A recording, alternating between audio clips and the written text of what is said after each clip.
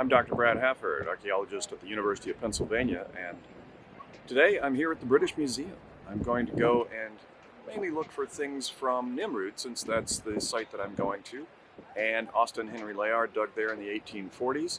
A lot of the material that he brought back is right here in the British Museum. We'll be looking at large stone reliefs for the most part from the royal palaces. I'm going to be digging in one of the royal palaces, and so let's do some comparison. We won't find the same sorts of things probably, but we'll see. Here's a set of 3 stelae, a common monument type in Mesopotamia. The 3 Neo-Assyrian kings represented are, in the middle, Assur-nasir-pal II, his son on the left, Shalmaneser III, and his grandson on the right, Shamshi-Adad V.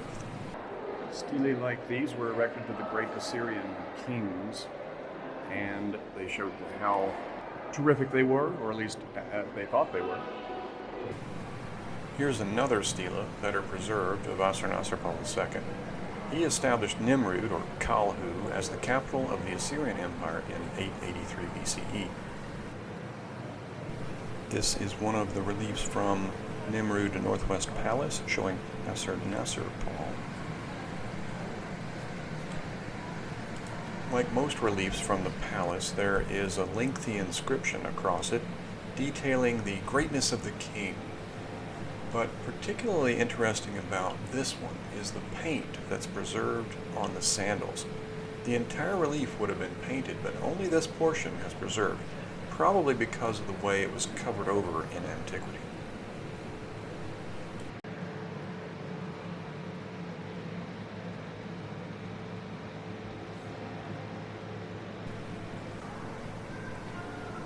Reliefs often show the king engaged in ritual. In this one, he's flanked by mythological creatures, the wise apkallu, or some are called genii. The floating god Asur, or perhaps Shamash, has been at times suggested to be a depiction of alien technology by conspiracy theorists, claiming they must have had aircraft or anti-gravity technology to depict this floating bubble with wings. But it's not depicting any kind of vehicle, just a supernatural aspect of a deity. Many deities were thought to live in the sky.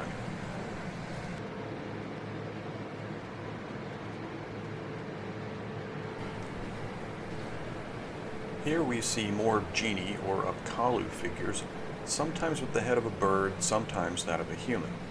They were protective beings, typically shown at doorways, but also shown protecting or blessing the king. They often hold what looks like a pine cone and a bucket. The cone is for sprinkling water that was held in the bucket in some form of ceremony. Some conspiracy theorists have said that what we're seeing is a handbag, and they claim that the image exists in the art of many cultures. Through a leap of logic, they then suggest that there's some sort of alien dissemination of the handbag idea across the earth. But this isn't a handbag, and the relationship of the different images is not close, nor is it backed by any other associations. Another common topic for relief sculptures lining the walls of the palaces at Nimrud and other major Assyrian cities is warfare. The king showed his greatness through conquest, and the Neo-Assyrians ran a rather brutal empire. Here we see a military camp or fort depicted in an interesting way. The surrounding walls are shown as if from above. Then the different activities happening within are shown from the side in quarters of the circular walls. Outside are horses and preparations, and we see prisoners of war being brought into the camp. Now we have the actual attack as Assyrian chariots plow into battle. Archers are ready to fire from the chariots, and above them are headless corpses of the enemy. In another scene, we have archers firing on a city and archers firing down from the city walls as foot soldiers scale ladders to attack the ramparts. Down below, we see another form of attack. Assyrian soldiers break a tunnel into the lower wall so that they can attack from underneath as well as from above.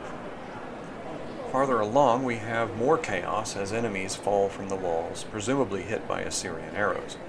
It appears the Assyrians are handily winning this battle, as would be expected in propagandistic imagery made for the walls of the king's palace. The Assyrians also made use of siege engines to battered doors and walls. In some depictions, they look a little like tanks, but that isn't a barrel of a gun, it's a battering ram. Finally, this image shows another tactic the Assyrians used, a kind of assault from the water. Soldiers might have to cross rivers, and in this depiction, we see an ingenious way of doing that, using an inflatable device. It's a goat skin that has been sewn up so that it can hold air. Some have tried to suggest that this was actually a depiction of stealth, diving beneath the waves and breathing from the bag, but the bag would be far too buoyant for the soldier to submerge, and it's really just an aid to crossing. If the bag began to deflate, the soldier could blow into the neck portion, otherwise held shut with the hand. While editing this video, I realized that I didn't film an object at the British Museum that related most closely to the work that I'd be doing at Nimrud. But I did take some still images of it, so I'll talk about it now. It's a very large stone lion that stood as one of a pair in the entrance to the main altar room of the Ishtar Sharat Nephi temple. The lion was sacred to Ishtar, and this one is impressive with its fierce look and imposing fangs.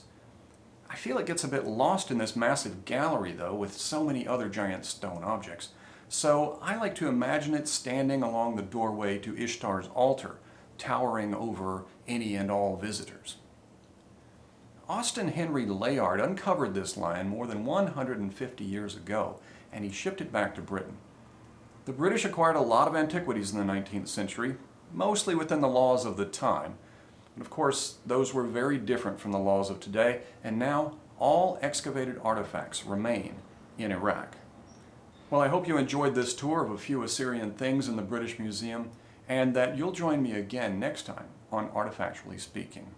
At that time, I will be at the actual site of Nimrud, where these great stone statues and reliefs once stood about 2,800 years ago. I'm Brad Hafford. See you then.